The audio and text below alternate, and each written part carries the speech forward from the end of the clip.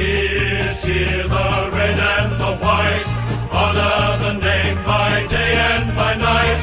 Lift that noble banner high, shake down the thunder from the sky.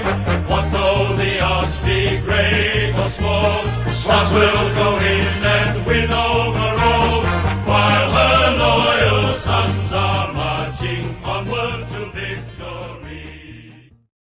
Sydney Swans finding the me in team.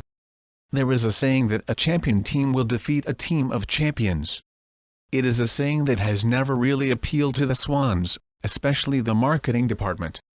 Instead, the Swans have embraced the mantra that a champion, especially one that plays in the forward line, will bring the crowds, and that is all that really matters.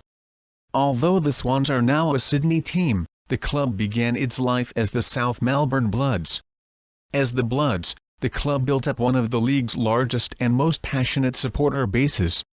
In 1903 it was said that South probably divide with Carlton the honour of the most strenuous and numerous following, and when they meet the barracking gets very wild and woolly. In their 9 years in the VFA, the Bloods won 5 premierships. They were a foundation club of the VFL and won premierships in 1909 and 1918. In the 30s, the club reached its zenith and won its 3rd premiership in 1933.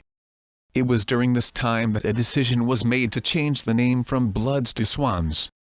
The name change wasn't exactly great for building an animating image, nor was it great for marketing.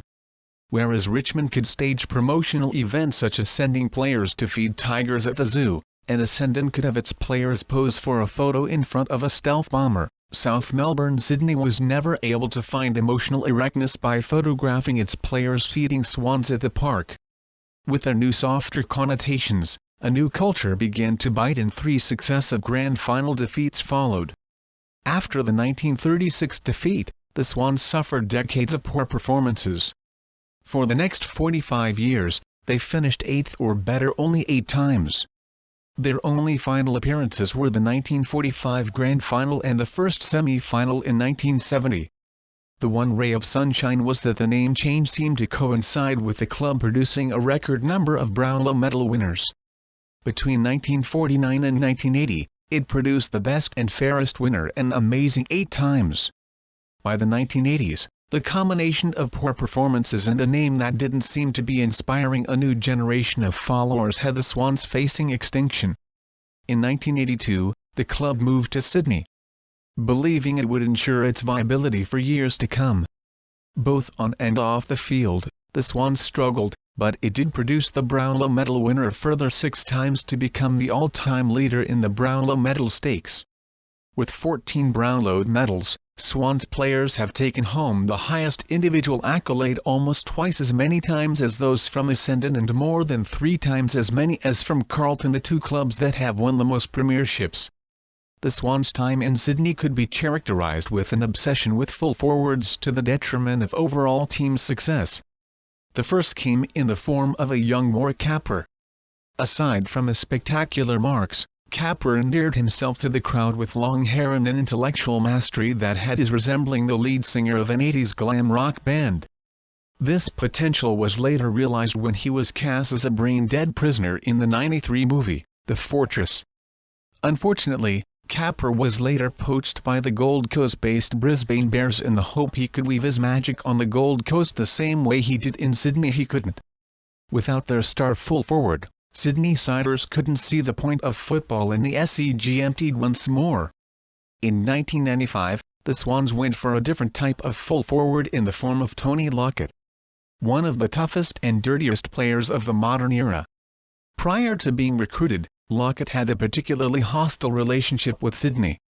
The hostility started in 1993 when Swans player persuaded a pig farmer to smuggle a piglet into the SCG with Lockett's nickname of Plugger written on the side. Although not at the ground, Lockett was watching on TV and vowed to make the Swans pay. The following year, he put an elbow into the nose of Swans defender Peter Caven, who was bravely running back with eyes on the ball. Caven's nose was smashed and he missed 12 weeks of football. While Caven was being carted off to hospital, Lockett went on to kick 11 goals as the Saints made up a 51-point deficit at time. Cavan would get some sort of revenge when he would later go on TV to smash a Lockett effigy with a baseball bat. Ironically, the following year Cavan and Lockett were teammates. Despite being a loner and somewhat offside with his teammates, Lockett proved to be a huge drawcard as he went on to break the league's all-time goal-kicking record. He also inspired the song, "There's Only One Tony Lockett." After Lockett's retirement, new coach Paul Roos introduced a no-dickheads policy in the hope that a team-first ethic would take the Swans to the elusive premiership. In addition, the Swans privately referred to themselves as Bloods and developed a code of conduct for what the Bloods stood for. As journalist Peter Lalor wrote in 2005, "The Sydney crowd may barrack for the outfit named after a graceful white bird, but the players who take on the Brisbane Lions on Sunday know themselves and see themselves as the Bloods. They are blood brothers, who abide by blood rules, a code of honor and a statement of intent drawn up in 2003 to fight perceptions of the easy beat pretty boys who were referred to, sneeringly, as the Swannies by teams who operate under more aggressive monikers such as the Bombers, Eagles, Power, Crows and, significantly this week, the Lions." While the Bloods culture was great for team identity, it lacked a public face to win over the crowds. For this face, the Swans went hunting for another criminal-style bad boy to personify its image. This came in the form of big bad bustling Barry Hall, or Bazza for short. Like Lockett, Bazza pulled in the fans and in 2005, helped the Swans win their first premiership in over 70 years. Once he retired, however, crowds fell away once more. Not even a second Sydney premiership in 2012 could give the club confidence that fans would stay in the absence of a star full forward. To solve the problem, in 2013, the marketing department broke the fabled no dickheads policy to recruit Adelaide's Kurt Tippett, who was a classic dickhead in the sense he was always out for himself. At Adelaide, Tippett had negotiated to have as much of his salary paid outside of the salary cap because it was so high above his worth that it broke the Crows' remuneration model. Furthermore, for his last contract, he had a secret clause inserted that required he be traded to the club of his choice once the contract was complete.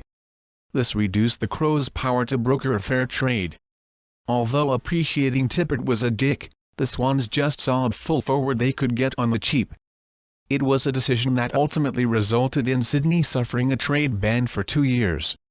Furthermore, after allegedly being told he needed to work harder to get a game, Tippett decided to retire due to injury in 2017. Despite retiring, the Swans had to keep paying out Tippett's 7-figure contract until 2019. With Tippett proving to be nothing but a soft ruckman that would go forward, in 2014, the marketing department targeted Lance Franklin on a ridiculous 9-year deal that would see him on an income of $1 million a year as a 36-year-old. The recruitment resulted in the AFL stripping the Swans of their cost of living allowance that was designed to compensate players for living in a city with a higher cost of living. Furthermore, a lack of salary cap space forced the club to lose players, including future Brownlow medal winner Tom Mitchell. Once more, the A-glamour full forward proved successful in pulling in the fans even though he did little to bring home a premiership. For the Swans, none of that mattered because in Sydney, the individual is always more important than the team.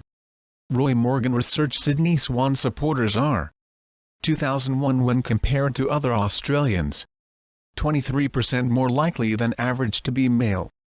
36% more likely than the average to have eaten at Pizza Hut in the last 4 weeks. 22% more likely to say the government is doing a good job running the country. 15% more likely to say TV advertising often gives them something to talk about. 2004 when compared to other AFL supporters.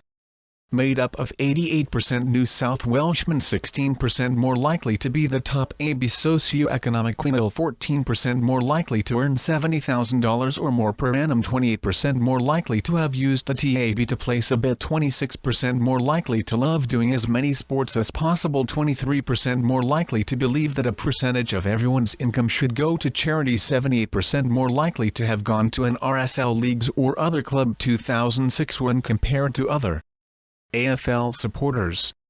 made up of 87% New South Welshmen, 20% more likely to be a manager club song. Sydney Swans theme song.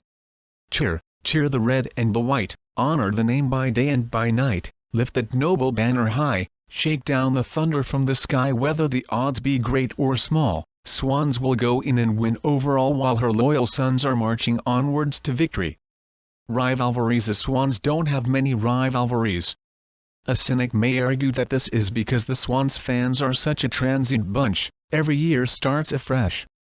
But contrary to perception, there are fans who cheer year in year out, and there are some teams which are more hated than others. Nth Melbourne Kangaroos. In theory, the Swans should have a strong rivalry with Nth Melbourne. The Kangaroos defeated the Swans in the 96 Grand Final. In the 98 and 99 seasons, Nth played 5 home games in Sydney, trying to bludge off the Swans' good work in raising the profile of the AFL in Sydney. In their time in Sydney, the Kangaroos damaged the image of the code and so forced the Swans to once more play in half-empty stadiums. So annoyed, the Swans even promoted one game with a Boo-a-Roo campaign. However, it seems that Swans fans don't hate the Roos, for one SCG match at the height of the feud only drew 14,000 spectators. Essendon Bombers. Perhaps the only genuine bottom-up rival is with Essendon. The Swans beat the Bombers by a point in the 96 preliminary final, and the two clubs usually have very close games. The two clubs also have a middle-class supporter base, thus the sameness that makes for good jeering. Unlike Collingwood, Essendon games don't need massive promotion to draw a crowd in Sydney. Carlton Blues. In the late 80s, matches against Carlton were eagerly anticipated in Sydney. Perhaps it was due to Carlton's then yuppie image, which likewise appealed to the club Chardonnay of Sydney fans. Sydney Swans jokes when it was the day of the grand final when the officials took a call from the gatekeeper. There are 2 life members of the Swans and they have lost their tickets. Throw them out, said the executive. Whoever heard of the Swans having life members? 2 on a crowded train going to the SCG. A fan decked out in red and white colors proudly had a large swan sitting on his lap.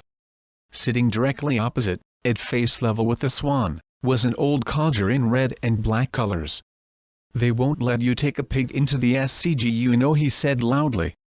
"It's not a pig, it's a swan, ya dickhead," said the fan in the red and white colors.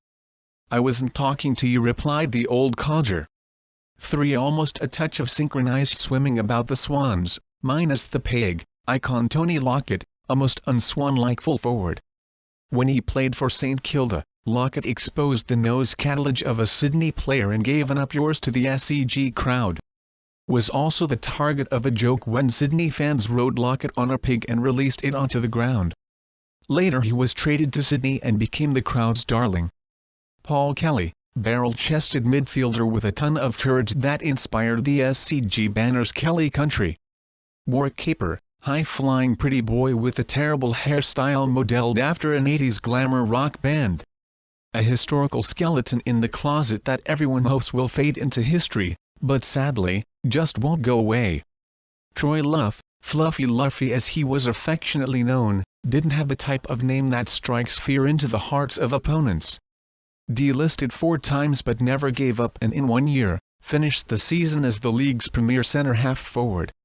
Darren Cresswell, a semi-walking example of all the injuries that can suffered by a football player.